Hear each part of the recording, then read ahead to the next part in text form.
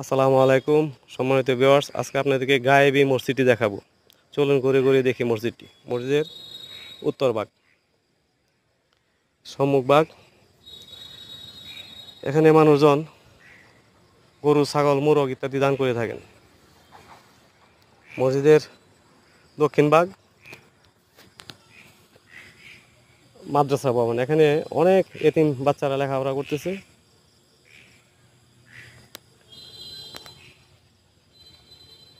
দ্বিতীয় তলা মসজিদের ছাদে মসজিদের মূল মিনার।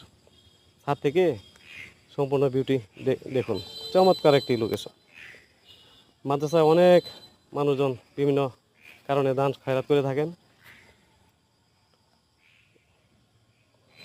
ইমাম সাহেব, সম্মানিত ইমাম সাহেব, সবাই ভালো থাকবেন, সুস্থ থাকবেন। আশা করি সবাই সাবস্ক্রাইব করে আমার পাশে থাকবেন।